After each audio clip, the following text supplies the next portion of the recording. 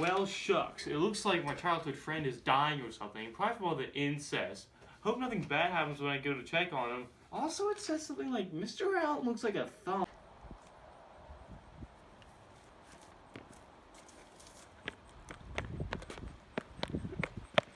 Wow, what an ugly house.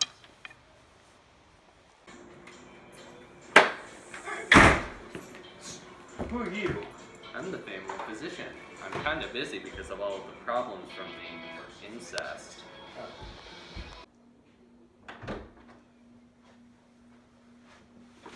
Hello, I brought you here because you are my one and only true friend. Don't touch me. I must perish. I shall perish in this deplorable folly. Thus, I shall be lost. I must be lost. I dread the events of the future, not themselves, but the results. I shudder upon any, even the most trivial and incident upon which may operate the intolerable agitation of the soul.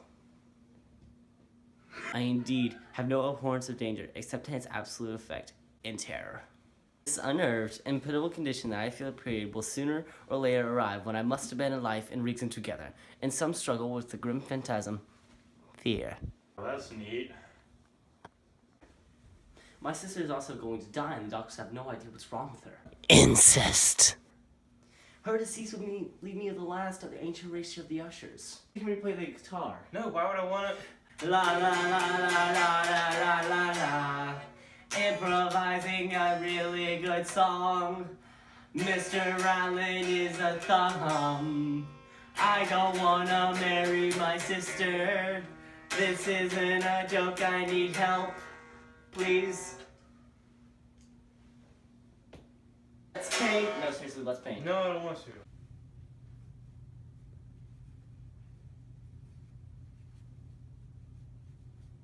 How did you do that? Let's read. Wow, we're like BFFs now. Poetry break! In the greenest of our valleys, by good angels tenanted, once a fair and stately palace, radiant palace, reared its head. In the monarch thought's dominion, it stood there. Never seraph spread a pinion over fabric half so fair. Banners yellow, glorious, golden, on its roof did float and flow. This, all this, was in the olden time long ago. In every gentle air that dallied, in sweet day, along the ramparts plumbed and pallid, a winged door went away. Wanderers in that happy valley, through two luminous windows, saw spirits moving musically to a lute's well-tuned law. Round about a throne where sitting, Prorogation in state his glory well befitting, the ruler of the realm was seen, and all with pearl and ruby glowing was the fair palace store, through which came along flowing, and sparkling evermore, a troop of echoes, whose sweet duty was but to sing, and voices of surpassing beauty, with the wit and wisdom of their king. But evil things in robes of sorrow assail the monarch's high estate. Ah, let us mourn, for never morrow shall dawn upon him desolate. And round about his home and glory that blushed and bloomed is but a dim remembered story of the old time and tomb. And travelers now within that valley, through the red-litten windows, see vast forms that move fantastically to a discordant melody, while like a ghastly rapid river through the pale door, a hideous throng rush out forever, and laugh but smile no more. Oh no, my sister's dead. Well, help me bury the body. We don't want those doctors poking around. Okay. Wait, did you just? Oh wait, no, never mind. Mr. Allen's phone. Let's go.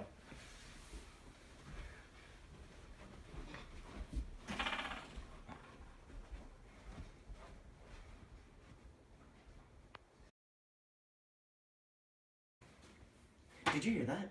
No, yeah. Okay. Mr. Allen looks like the thumb. Ugh. Do you not see it? Do you not see it? But stay! You shall! Dude, calm down. It's just some clouds. No. You must not, you shall not behold this. These appearances which bewilder you are merely electrical phenomena not common, or it may be that they have their ghastly origin in the great miasma of the tarn. Let us close this casement. The air is chilling and dangerous to your frame. Here is one of your favorite romances. I will read and you shall listen, and so we will pass away this terrible night together. Let me read you a story to keep your mind off the storm. It was a rainy night, and Ethereal, who was the nature of a doughty heart, and who was now mighty withal, on account of the powerfulness of the wine which he had drunken, waited no longer to hold parley with her hermit, who in south was of an obstinate mouse return, but feeling the rain upon his shoulders and fearing the rising of the tempest, uplifted his mace outright, and with blows made quickly room in the plankings of the door for his gauntleted hand, and now pulling therewith sturdily, he so cracked and ripped and tore all asunder, and that the noise of the dry and hollow sounding wood alarmed and reverberated throughout the forest door. But the good champion Ethrold, now entering within the door, was soon sore enraged and amazed to perceive no signal of the mouse for Homer, but instead, therefore, a dragon of a scaly and prodigious demeanor, and of a fiery tongue, which sate in guard before a palace of gold with a floor of silver, and upon the wall there hung a shield of shining brass, with this legend enwritten: Who entereth herein a conqueror hath been, who slayeth the dragon, the shield he shall win. And Ethriel uplifted his mace and struck upon the head of the dragon, which fell before him, and gave him a pasty breath, with a shriek so hard and harsh, and withal so piercing, that Ethriel had fain to close his ears with his hands, and again this dreadful noise of it, like there was never before heard.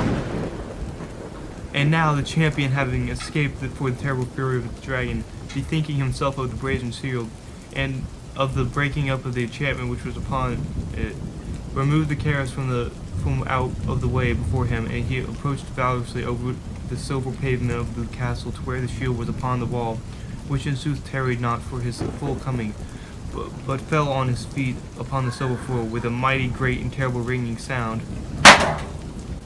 Do you hear that, Roderick? Not hear it. Yes, I hear it, and I heard it long, many minutes, many hours, many days I have heard it, yet I dared not. Oh, pity me, miserable wretch that I am. I dared not speak. We had put her living in the tomb. Said I not my senses were acute? I now tell you that I heard her feeble movements on the hollow coffin. I heard them many days ago, yet I dared not speak. And now, tonight, Etherold, the breaking of the hermit's door, the death cry of the dragon, and the clangor of the shield, say, rather, the rendering of her coffin, the grating of the iron hinges of her prison, and her struggling with encumbered archway of the vaults. Oh, whither shall I fly? Will she not be anon? And she is not hurrying to upbraid me for my haste. I have not heard her footsteps on the stairs. I do not distinguish that heavy, horrible beating of her heart. Madman, I tell you that she now stands without the door. I'm here to murder you. Well, guess I'll die. Please no. Please no. Please no. Ah! Well, it's been fun and all, but I'm gonna leave.